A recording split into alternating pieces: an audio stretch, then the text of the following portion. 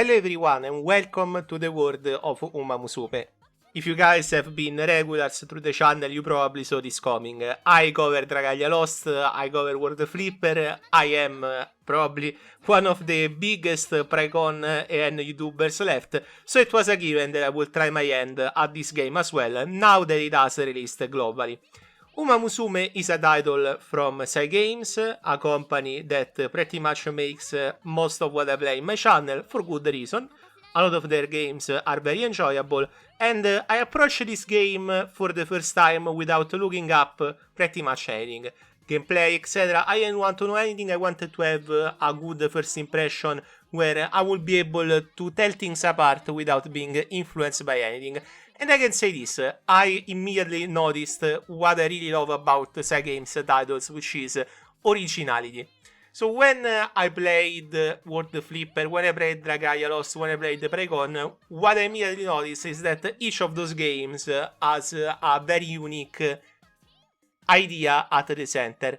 For Dragalia Lost, it was the idea of playing a game that is action-based on a phone with a seamless online. It was at the time very innovative because it played so well. I loved Dragalia Lost gameplay a lot.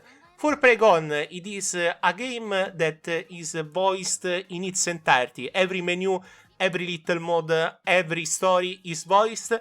And at the same time, you have a lot of characters in a sort of, let's say, dating sim pseudo game. It's not really a dating sim, but the vibe is that. For World Flipper, it was mixing the context of Gacha with the context of Flipper.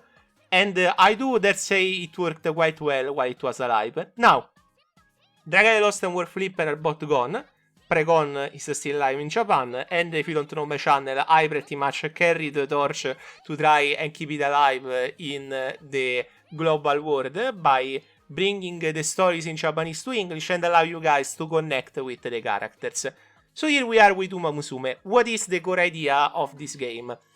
So in this game you play as a trainer, which means that you have a Umamusume, a horse girl that you train her up in what's called a career, and then you reap the rewards to continue a loop where you keep training new Umamusume, and there is the core idea.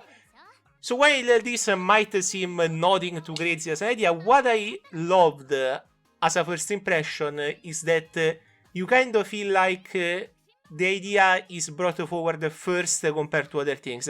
There is obviously gameplay loops. There are PvP modes, daily modes, endgame modes. Those are in every gacha. But the core of the game is found in this career system that is really well developed. I will get more on that later, and my first experience with my first career, past the tutorial where I failed, but it was a learning curve for sure, because it allowed me to see something that I didn't expect at all from this mode, from a story perspective. Obviously, that's where most of my bias will come from. As soon as you start the game, you get a very well done tutorial. I want to say that it was very clear even in its English translation, and overall what you want to do and how you do it.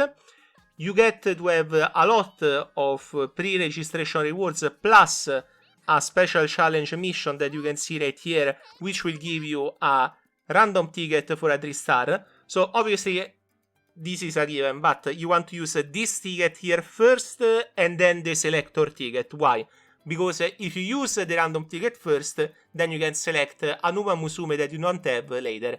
For gacha recommendation, I will get to it more on the gacha part later, but this is a general idea that you might want to remember because it can be easy to miss. Also, you don't get the ticket immediately, you need to do a somewhat full career first, which obviously means that you might get enticed into getting the selector ticket done first, but don't, because obviously having 2 Umamusume that you don't have is better than any one plus a dupe, in my opinion. Since the system for dupes for the girls seems to be similar to Priconne, where you have shards to upgrade them, while for the support cards it seems to be more on the traditional side of have dupes from the gacha only to improve them, which is interesting. We will get more on that later as well. So, Newbie experience.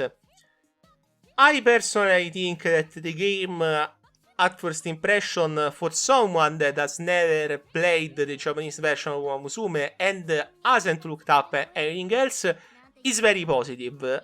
I like how vibrant the game feels. A lot of it is voiced, not all of it. It has a lot of charm, songs, the animations are very cool, etc. They do bring you with a very well polished UI, Cygame's master of doing UI in Gacha that gets copied and reused by others, but it is because it is so good, in my opinion. And let's look at the modes that you get. For example, in Race, it is where you do most of your gameplay modes from what I've seen. You have Team Trials, which is basically PvP, Race Events, which aren't unlocked yet, but I assume there will be the high-end clan battle-like modes. Daily races, which are basically do a daily race to unlock rewards, to upgrade your characters, etc. And then room match, which I would assume is how you challenge your friends by the name, but they haven't explained this one, only those three from what I've gotten in the tutorial. I haven't tried the team trials yet because you need to get Umamusume from the Gacha, which I haven't done yet because obviously I wanted to do the video. And you want to train them through career, which I only have done for my favorite, which you saw a second ago, which is Daiwa Scarlet. I really like her. So I'm actually glad that she was the tutorial girl, because I was going to get her no matter what. Then we have Scout. This is obviously the Gacha. The Gacha is for characters and support cards. I will continue that later, but to have a general idea, this is a game where surprisingly the support cards matter more than the characters. From what I've heard from others and what have been suggested to reroll for, which obviously I wanted to know to tell you guys. I never reroll most of the time in gacha games. For this time, for example, I want, because I like to experience the game as if it was a general player who had no idea on how to min-max, etc. And call it the hard mode of gacha, it is whatever. Also, I got to the story while I was speaking. We have a main story, Umamusume stories, which are the character stories. You guys know and love those from Priconne, Dragalia Lost, etc. You know them by now. And obviously, this is where most of my time will be spent while I am playing. Since you know the channel, you know how I do things. That's the bread and butter of Hunter Lodge. Last but not least, we have Enhance. You can enhance your trainees, which are your girls, you can enhance your support cards, and you can enhance your veteran Umamusume. What is a veteran Umamusume? So after you finish the career with an Umamusume, they become a veteran. Veterans are able to become sort of a pillar to your next Umamusume when you do a career, and they inherit their stats. It will appear more easy to understand when I get to career, but for example, right now, my veterans are those one. As you can see, I have 3 Daiwa Scarlets. The G one is the base one, then we have the F one from the tutorial, and the rank from the career that I've done. You can improve on your girl as much as you want, but obviously you want to reach the highest rank possible to get a better veteran. And then you inherit from the older ones that you used. Obviously, you want the most recent, you want for more stats, on and on until you get a very powerful veteran Umamusume, which you then use in the team trials and probably the other modes. So that's sort of how the gameplay loop works. But let's see it firsthand. We want to do an entire career because it takes a long time. Like I heard that if you don't skip some events, it can last 3 hours, which is a really long time. But do not worry, they implemented the skips, go fast, etc. Some events, after the first time you've read it, they are the same, so you can skip it safely. And a race, you don't really have to see the full of it, you can just see the final part, which makes sense, since that's where your focus wants to be. But I think also you want to get an idea of how your girl performs.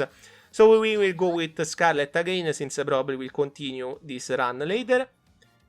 As you can see, a legacy, that's what I was talking about with the veteran Umamusume. You can't obviously choose the girl that you are using as a trainee to improve in the career, but you can use other girls. So for example, I won't say her parents, but her legacy to be Vodka and Gold Ship here. And she gets a boost on the stats that you see underlined in yellow. So she gets a better start in the career. That's pretty much the general idea of how it works. Then you pick the support cards, which will accompany you through your career. They are not only a boost to stats, they also generate small stories that you get to read through the training phases of your Umamusume. For now, we will go with auto selection, since obviously I don't really have cards at all. Like, those are the tutorial cards, so it's not like I have something crazy for this. And so here you have the career start. Character, legacies, support cards. So you can see why support cards are very important, because they offer not only important boost, they also give you a better chance to improve your character in the long run through the career. You get a trailer of the intro, it is the same every time, this one I've seen it 2 times already, and you get the announcement that the new race is starting. We will gloss through over this here, and that the director of the academy where your trainer is working at is announcing a new race with all the Umamusume, etc. So this is the beginning of the Urei finale. That's the career that is available now. As you can see, you can choose to use a quick mode, you can short roll events, only short scenario events, only short training events. I don't do quick mode because obviously I want to get an idea of how the mode is, and also to you guys. So here we have the part about the inheritance system. Those are the 2 Umamusume that I used as legacy, and now they will give the legacy to my Umamusume that I chose, which is Daiwa Scarlet, as you can see. And I get the stats: stamina, speed, power, guts, wit. And then we have aptitudes: dirt, spring, long. So dirt is the terrain, sprint and long, how it's basically how she runs. She is more accustomed to sprinting, and she prefers long distances. So, for example, it is hard to explain because obviously those are real terms, but there are different specialties that a girl can have. She can start immediately at first and go fast, and then try to keep a balance of speed there. She can start behind, and then at the middle of the match she can start going faster. She can start in the middle of the pack, and then towards the end she tries to push towards the end.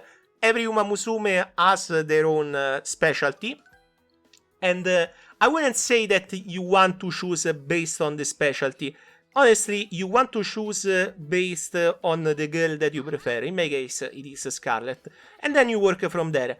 Like, it is obviously important to have a 3-star Umamusume, but not as important as picking the character you like and the support cards you like. That's what I've been told. Obviously also because you already get 2-3 stars for free, 1 from the selector and 1 from the random. So at release you probably don't want to chase after a particular character, but more after particular support cards. So now here comes the cool part about the career. Each career has a sort of story that is tailored to the Umamusume. So for example, for Daiwa she has a competitor which you just saw, which is Vodka.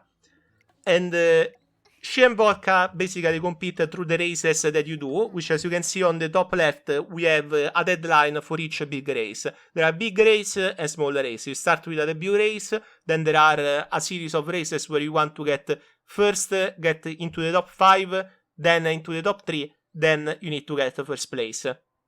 So that's your goals at every round, and that's why you obviously want to optimize a little bit the training to make sure that she wins. If she loses, your career ends. You get some saving grace material to retry the competition, but at the same time I do think that if you can't clear it from the early levels, probably harder levels will get even worse.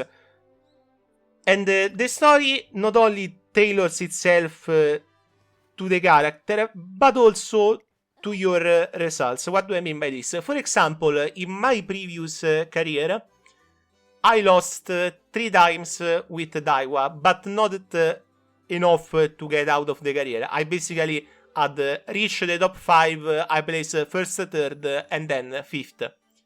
So what happened there is that she had a different interaction with vodka where she was more of the underdog and she started chasing vodka in a different race. So what happened there is that I was allowed to choose stick with the current race that you are going on or switch and follow vodka to support Scarlet rivalry, which was a cool thing. I didn't expect it at all. I thought that the career would have been tailored on a general sense, you know, there is this and this, and you have to do that and that for every girl. Instead, it is a sort of a replayable story for each Umamusume, which makes it highly replayable, in my opinion, if you pick many different girls. Obviously, if you do the same one, you will get to see a lot of different versions of her own story, but at the same time, you won't get the same originality of picking different characters. So now, the menu for the career, you can choose from 4 options until we unlock races, but right now I want to show you races because I want to give it sort of a surprise to you guys if you are planning to play it. Races are very cool, I do like it a lot. So you can trainer, you have different facilities, speed, stamina, power, guts or wit, which gives you just wit basically is to get wit and skill points, you don't consume energy. Guts, you consume a lot of energy. The other 3 you don't as much, and for each one you get an increase in stats, which you can see. So what's the general idea here? I don't have a spreadsheet to tell you what's best, but how I tried to do it is I picked the one that gave the most stats and tried to go around that idea. So for example, I picked the guts first, then I went speed, then I went wit, then I added rest. Because obviously, if you guys ever played Digimon World, I think it was, it had a similar system. You improved the Digimon stats until it was time to go into battle. That's pretty much how it works. You have to improve her, consuming energy, and you have to make sure that she doesn't tire herself out by making her rest or going into a recreation purpose, so taking her to the movies, taking her to an aquarium, etc., which will improve her mood. So let's try 3 initial things to do. For example, here speed has an exclamation dot because there is another Umamusume training, and if we train with her, there are more chances to obtain a new skill and also trigger a small event that will improve Scarlet stats. So as you can see, it was a success, we had a 0% chance of failing, so that's a given. Let's see, and here is the support card event. We got a new hint level, which reduces the cost needed to buy a skill, and we increase the friendship with her. I heard that Mejiro is the main girl of the story mode, so it will be interesting to see how her story shapes. This is a main scenario event. Basically, it is the general story of the URA. So I've already seen this, so I will get through to it. Basically, they are starting this new tournament. You will get to meet different human characters. Those aren't Umamusume. And then you will meet another trainer, which is a girl. She has obviously a crush on your trainer, and she wants to train together with you. I've reached the point of that story. I probably will record the URA story. It has a separate archive for stories, the game, so it's not a big worry if I skip now. But those aren't voiced. That's the unvoiced part of the game. Obviously, you can see why it is not voiced, because voicing every outcome that you get from a career, as I told you earlier, you can fail, you can win, you can chase after the rival, you cannot, etc. It will create such a bloat for the voices that the game would weigh like maybe like 50 gigabytes, if not more. So I can see why they didn't do it. So we had the train. Let's see the skill system. As you can see, this is the skill system. Every time you trigger some special event, you can unlock a new passive, which you can then buy. You don't have them from default. Red Ace is Scarlet passive that she has from default. And then you have those other 4. Those 3 are unlocked by default. And then keeping the lead, we just got it from Mejiro McQueen. So how do you want to go with this? Generally speaking, you want to choose something that suits the Umamusume style. For example, Scarlet works best at being in the middle of the pack and then towards the end she goes faster, or she starts immediately from the first place.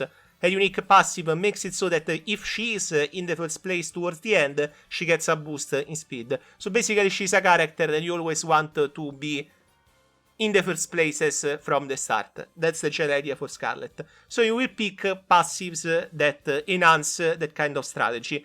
And that's how you want to go with things. You can see also her stats here. You can see her skills that you have gotten here. If she has any conditions, that's actually a good part. Like, if you screw up a training or something, she could get a debuff that you need to clear using the infirmary.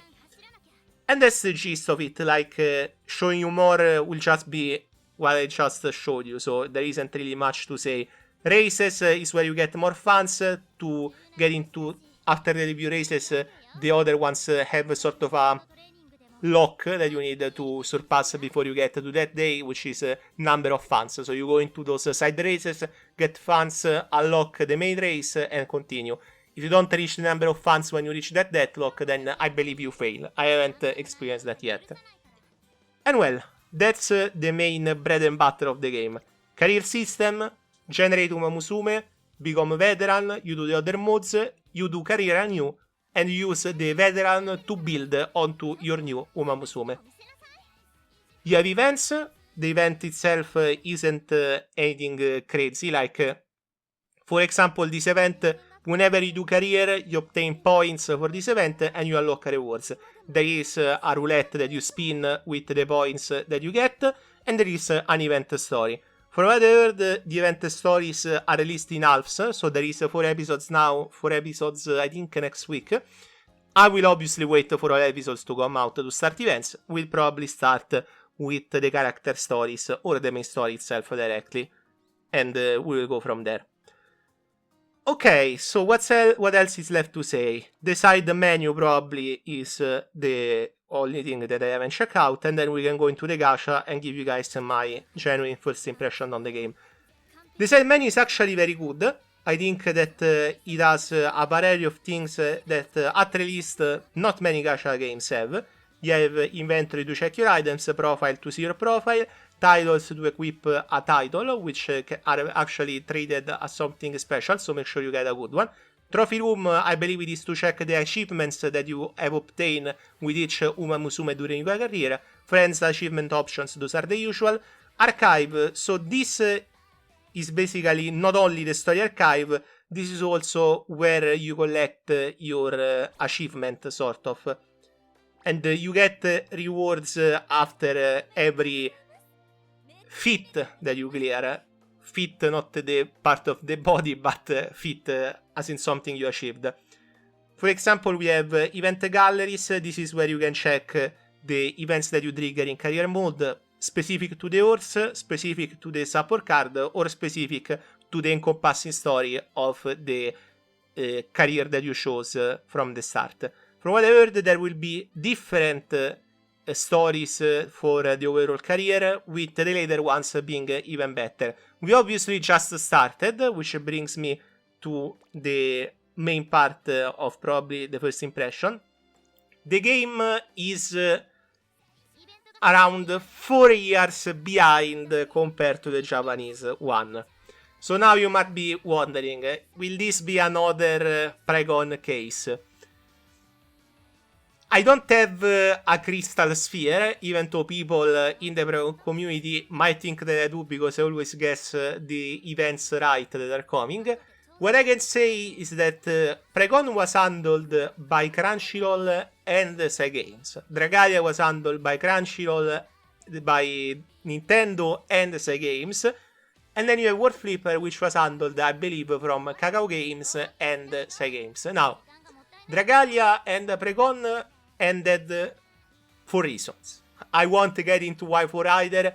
Dragalia probably Nintendo pulled the plug when the game wasn't too profitable. Priconne, they say because Cygames broke the partnership with Crunchyroll. I don't know. It's all up in the air. For World Flipper, however, Kakao Games got the game true to the ending, which has the game natural ending. So even Cygames there ended the game themselves. For Uma is still alive and well in Japan, one of the top revenue games for the past 4 years. Obviously not as high as its first years, but still pretty good when you consider it is a true mobile game competing against the behemoths, which are basically PC games in disguise. But true to the word, they also released Uma on Steam, so if you don't have a phone, you can still play on your computer. And it's not, honestly, for a computer, you can probably run Uma quite easily, so you can experience this game in a good way, even if you don't have a high-end phone, which is a good thing for sure. Cygames handles Uma Global in its entirety. Translation, server, game itself, it is all in their hands. So, while this does not mean a 100% safety that if the game does bad, they won't pull the plug, when I compare it to World Flipper, I do think that Cygames probably has no issue letting a game run its course as long as they have content that they already made for the Japanese version. Because probably until the translation is in-house, the costs are very little. The server itself is probably the biggest hurdle, but I do think that Umamusume has enough global fans to give it a float for a good amount of time. But, on that note, they have said that they are going to do an accelerated schedule.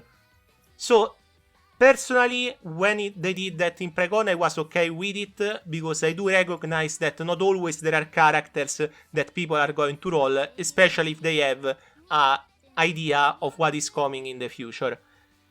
We are 4 years behind. What they are doing is basically that they are doing I believe it is 2 times the original speed. So while an event is ongoing, they will release another event while the previous one is still ongoing, together with the new gacha. On a general note, if they balance out the rewards to compensate that, it shouldn't be a big issue. If they do not, then it can be a little bit tricky. I do think that whenever we are so behind, you do have to find a compromise. Running the game very slow doesn't really help anyone, because the players might get bored by knowing everything that comes, and they might not make anything to justify keeping the game alive, since nobody wants to spend. So I am somewhat in agreement with the speed up. I hope that it will work out for them and for the players, including me.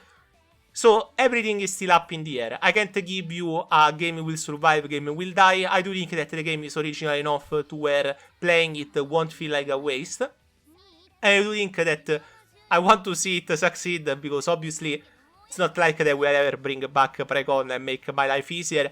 But I do want to see originality rewarded. For me, both in stories and in our game structure, that's very important. I do think that this is a very original take on a gacha game. Whenever we are swarmed by 3D open worlds, you kinda get to appreciate games like this, for sure. Okay, so that's the sort of foreseeable future part of the first impression that I wanted to cover. Like, I know a lot of people have this worry, since many of you might come from Priconne, Dragalia, or even World Flipper, so it is normal. So I jumped into the gacha while I was speaking. I am doing just the free daily pool. You can get lucky with this, and it is part of the campaigns that they have going on. Like, from whatever, they have double rewards from career, free daily pool, a lot of rewards that you get daily into login and other things. So far they are not doing a bad first impression in terms of generosity, for sure. But all things can change. As I told you, this isn't a game that is as generous as Priconne early in its cycle. No, sorry. Priconne early in its cycle didn't have sparking, so it's hard to call it generous. But it's not a game where you just pull the Umamusume and the support card and you're done. If you want to compete at a higher level, you do want to get a lot of support cards and very specific ones. So let me see if I can find the one that I've been told about that you need to get as a reroll target. Okay, scout details, rates. I think I don't know it by the name. There is an SSR support card that you basically want 2 copies of, and it will be your main target for rerolling. Like, some veteran players are saying that if you don't have this card, you might as well not play.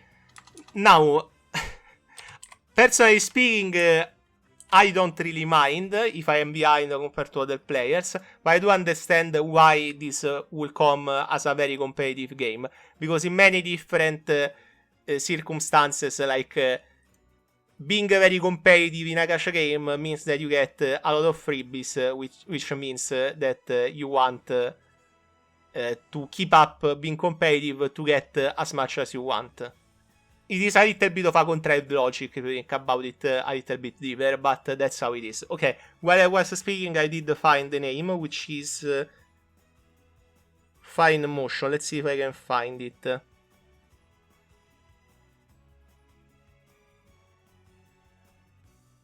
Maybe it's in the limited one, not limited, sorry, the new gacha. I thought that it was in the normal one for whatever reason. Feature cards, no, okay. Maybe I'm missing, maybe it's the name that is different, because maybe they did it in Japanese and then in English they chose a different name. Which also, while we're at it, the translation, I heard a lot about how it is hit or miss, but so far I haven't encountered anything too egregious. Okay, there we go. Wave of Gratitude, it's this one. They call it Fine Emotion. It's the name of the horse. Okay, there we go. I am kind of out of it when it comes to new games. I need to learn things, so I apologize, but it's this one. You want to get 2 copies of this in your reroll, apparently. So if you want a target, that's it. When you get 2 copies of this, you can end rerolling. You can go and get your random 3-star Umamusume ticket, and then go for the selector ticket and get the one that you want. In my case, I will probably get Rice Shower if I have to choose. Okay, so since we're at it, we will probably do we will do 2 pools. One for the character and one for the support. As we usually do in the Hunter Lodge first impression videos, that's how I like to start games. We do a first impression, and at the end of the first impression, I do a gacha video where I also value the gacha animation. I think, since I've already seen them, the Umamusume one probably is the better looking one. The support cards, you basically open this book as you just saw, and you get different photos, which are the support cards themselves. We didn't really eye roll anything from the looks of it. We just got an SR, which, as I said, I don't really know what each of them does just yet, so I will just say that's okay. Let's try and now get the character. Maybe we are more lucky in getting the girl, which in this case, from what I've learned by other players, isn't actually that crazy. But who knows? Maybe she will make the difference if I just get bad cards. Probably not. The animation, as you can see, for the Umamusume is them starting a race, and then you get them coming towards you and introducing themselves, basically. Okay, we got 2 minerals. That's a great start for my account if I ever saw one, but don't worry, my friends. Dupes, as you can see, give you shards, which you use to upgrade your character stars. Something very similar to Priconne if you guys played it, and a lot of other games, to be fair, but that's the general idea. Grass Wonder. The names are kind of interesting. I do know that there are some in Italian as well. Obviously, those are names from real life horses that compete in real life races. That's why they can be in English, Japanese, and written like this. Obviously, the Japanese names are more interesting, let's put it like that, when you read them in English, because they are a mouthful. And in the race, they are fully voiced, so that's actually funny when they say them. Okay, so rates. We haven't seen the rates. I say that with a very pronounced R. We have 3%, that's actually not that bad, considering many are used to 1% for characters by now. And then for support cards, we have a 3%, okay. 3% is not the worst, considering that you have dupes for support cards. For the Umamusume, I assume you can get the shards in some way that isn't just rolling for a dupe, but I will say that I can see this gacha being slightly greedy. Not on the, like, fair, probably fair for the 3%, but the dupes made it slightly greedy. I am spoiled right now and used to the no dupes in Priconne, so I will have to apologize on that. Okay. This one turned out to be another long first impression, but I think that it's better that way sometimes, so I can let out more on what I wanted to say. On a general bullet note, pro and cons about the games before we end it. Pros: very polished game, very original idea, brought out with a gameplay that isn't your standard turn-based RPG or open world RPG that we are used in gacha games. A lot of character in both stories, presentations, and the characters themselves that makes it so you might just fall in love with one of the Umamusume and carry it to the entire game as you desire. Another pro that is probably a personal favorite of mine is the fact that you can choose whether to play the game on vertical or horizontal. In my case, I chose to play the gameplay in vertical and the cutscenes will be in horizontal.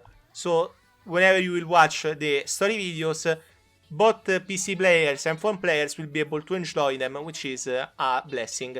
Obviously, I like vertical a lot because right now I even managed to discover how to process it in 4K, but being given the choice is probably a blessing because not many games do that, if not any at all, because many games are just either vertical or either horizontal. PC release, that's also a plus that I will bundle with this one because many games don't come with a PC release and are very demanding on the phone. So this one is a good idea for them to do on the global release. Then another positive would be the music. I think that the music and the art in general is very good, but that's a tradition for game titles.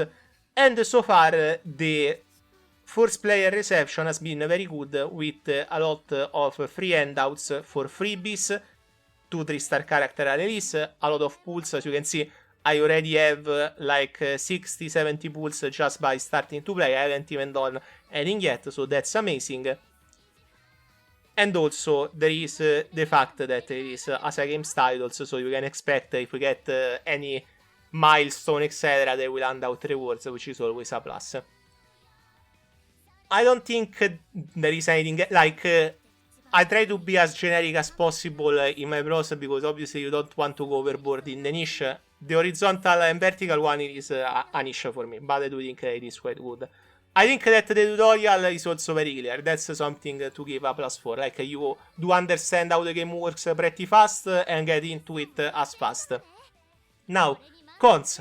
There aren't many cons, to be fair, because I haven't really met obvious cons. Those are more things that I do think many of you are worried about.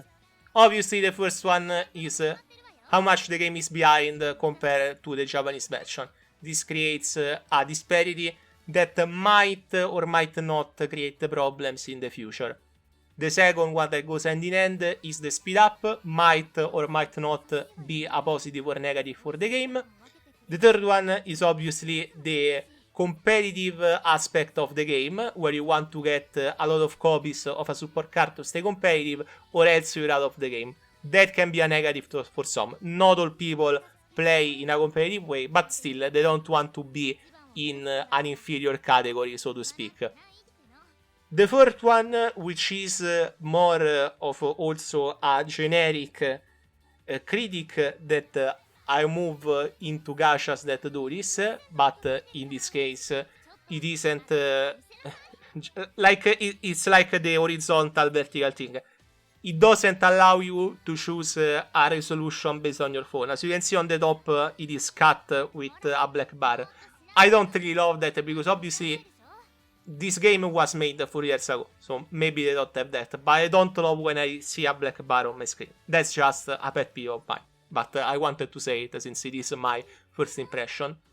And that's it. I think that also a plus is the variance of the career with how you have different endings, but at the same time it can get very arranged in some cases. Like if you fail a training with a 20% chance like I did, it doesn't feel as well. Still, that's all in terms of pro and cons. I do heavily suggest to try this game, even if it is only to explore if you like it or not, because I do think that going forward you will see less and less original games like this when it comes to gacha, and more uniform gacha that try to chase after the success of another.